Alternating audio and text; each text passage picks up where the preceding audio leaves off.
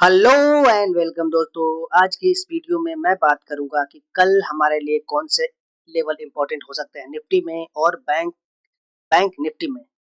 अगर मैं देखूं तो क्रूड ऑयल जिस तरीके से कल सुबह $120 प्रति बैरल टच कर दिया था, उसके बाद जो शार्प डिक्लाइन आया है वो क्यों आया है, इस पे भी हम बात करेंगे।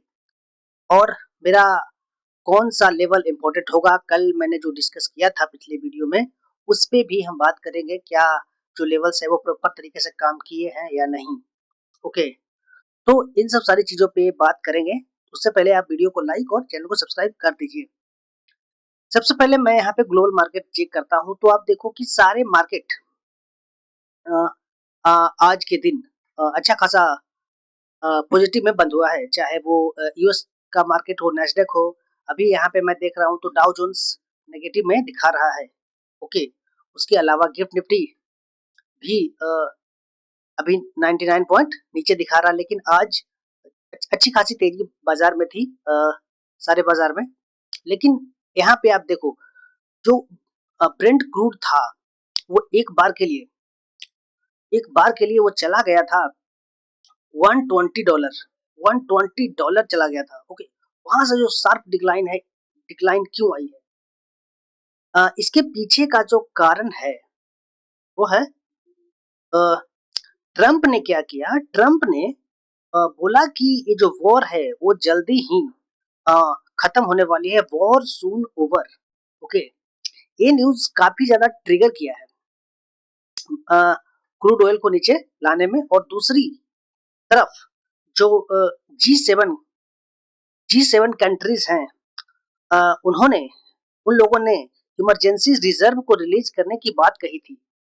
ओके, उन्होंने बोला था कि अगर ज्यादा क्रूड ऑयल का प्राइस ऊपर चला जाता है तो हम लोग क्या करेंगे कि इमरजेंसी रिजर्व है उसको रिलीज करने के लिए तैयारी दिखाई उन लोगों ने। ओके, और ये चीजें मार्केट को और थोड़ा सा री एश्योर किया।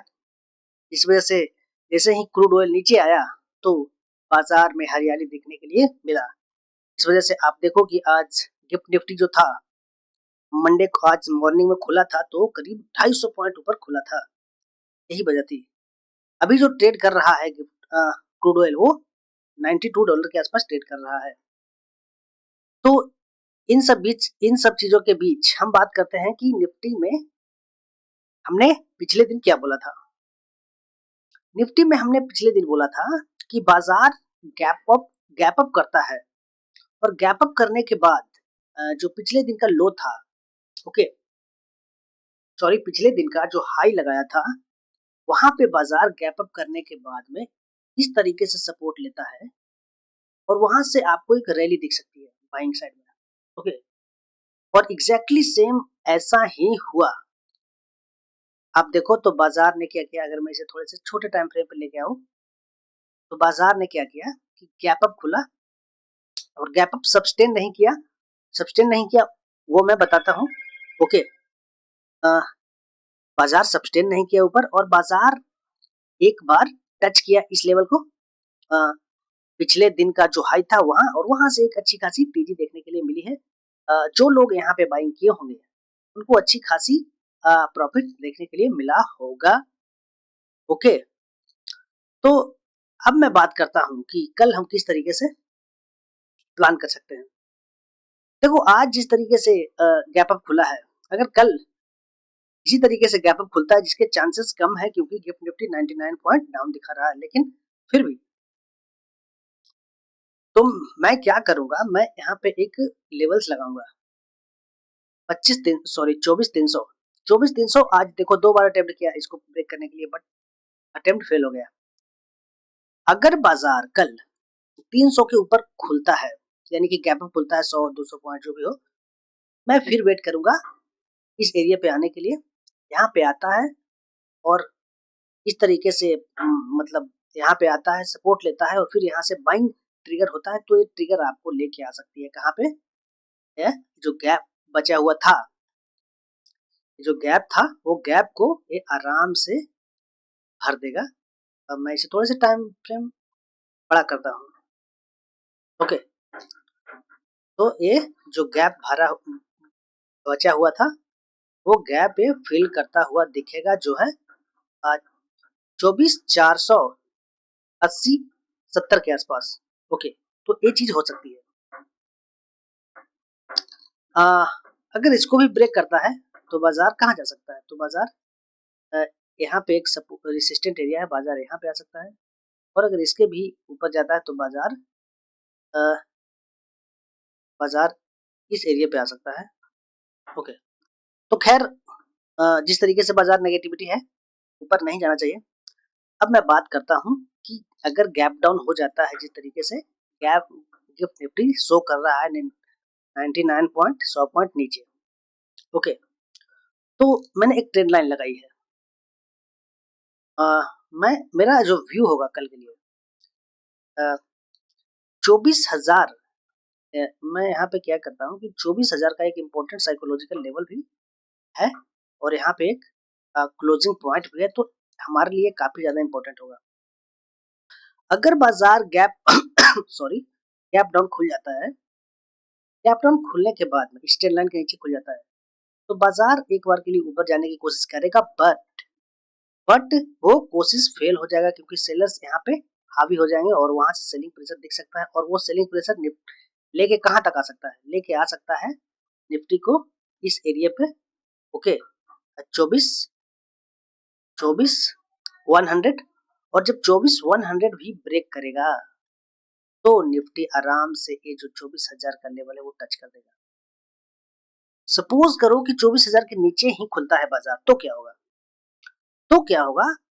अगर नीचे खुलता है तो बाजार दो चीज हो सकता है। बाजार क्या करेगा, नीचे खुलने के बाद में जो 24,000 का लेवल है फिर से वहां पे टच करेगा, कोशिश करेगा जाने के लिए, लेकिन वहां पे आपको फेक फेक दिखेगा बाइंग साइड में। ओके, और वहां से सेलिंग प्रेशर क्रिएट होगा 24,000 से, और फिर 24,000 से जब नीचे आएगा तो ये बाजार फिर से आ सकता है 23,700 पे, जो कि लेवल है 23,700 का। ओके, ये चीजें हो सकती है। दूसरा सिनेरियो क्या हो सकता है? बाजार क्या करे? बाजार क्या करे कि 24,000 के नीचे खुले लेकिन ऊपर जाए ही ना, ऊपर जाए ही ना, जो 24,000 का जो सपोर्ट एरिया था उसको ब्रेक करने के बाद ऊपर ना टच करे, सीधा ये नीचे गिरा है। और 15 मिनट अगर सस्टेन कर जाता है और एक पुल बैक मिलता है तो आराम से सेलिंग साइड में जाया जा सकता है और सेलिंग साइड फिर से लेके आ जाएगा 23,700 के आसपास। ओके, ये चीजें पॉसिबल है निफ्टी में। अब मैं बात करता हूं कि बाजार आज ओपन हुआ गैप अप, और गैप अप के बाद में यहां से ही क्यों गिरा? यहां से गिरने का जो वजह है वो क्या है? आप देखो, यहाँ पे एक रेसिस्टेंट एरिया था। ओके, रेसिस्टेंट एरिया था, इस वजह से रेसिस्टेंट एरिया के नीचे बाजार खुला, और नीचे खुला 250 पॉइंट ऊपर खुला तो बहुत सारे लोग क्या किए कि प्रॉफिट बुक किए, और जो भी नए बायर्स थे वो जानबूझ के यहाँ पे एंट्री नहीं लिए क्योंकि उनको पता था कि रेसिस्टेंट के नीचे खुला है। ओके, वहां से प्रॉफिट बुकिंग आएगी और बाजार नीचे जो गैप बना हुआ है उसको भर देगा, और एग्जैक्टली सेम इसी तरीके से हुआ। अब मैं बात करता हूँ कि बैंक निफ्टी में क्या भी होगा। बैंक निफ्टी में भी देखो आप, तो सेम उसी तरीके से मैं एनालिसिस करूंगा। एक लेवल मैं यहाँ पे लगाऊंगा। ओके, सेम उसी तरीके से गैप अप खुला, गैप अप खुलने के बाद सपोर्ट लिया, सपोर्ट लेने के बाद ऊपर चला गया। ओके, और यहाँ पे मैं एक इंपॉर्टेंट रेसिस्टेंट एरिया होगा। कल अगर बैंक्स गैप अप खुलता है इसके ऊपर, जो कि संभावना कम ही है इस तरीके से लग रहा है, गैप अप खुलता है तो हमारा टारगेट होगा ये वाला 57,800। ओके, गैप अप खुलता है, गैप अप खुलने के बाद फिर उसी तरीके से सस्टेन करता है इस एरिया पर, फिर यहाँ से बाइंग ट्रिगर होता है तो यहाँ तक आ सकता है। अगर ये लेवल ब्रेक कर देता है, आज का जो क्लोजिंग है अगर वो ब्रेक कर देता है तो फिर ये नीचे चला जा सकता है। अगर मैं यहाँ से ट्रेंड लाइन भी लगाऊं, ओके ओके, तो अगर ट्रेंड लाइन के नीचे और खुल जाता है बैंक निफ्टी, तो बैंक निफ्टी क्या करेगा कि धीरे धीरे धीरे धीरे धीरे धीरे ये फिर से इस एरिया पे आ जाएगा, जो कि है 56,400। ओके,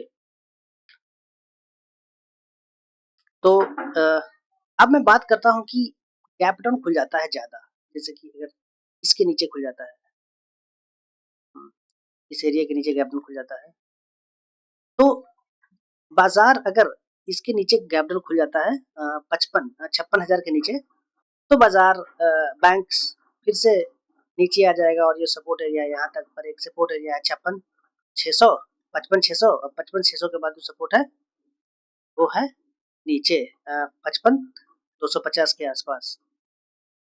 ओके, तो ये चीज़ें पॉसिबल है ये पूरे एरिया जो सपोर्ट का काम करेगा। तो ये था हमारा निफ्टी और बैंक निफ्टी में एनालिसिस। मिलते हैं कल के वीडियो में किस तरीके से कल बिहेव दिखाता है मार्केट। आपको क्या लगता है? प्लीज़ कमेंट करके ज़रूर बताइए।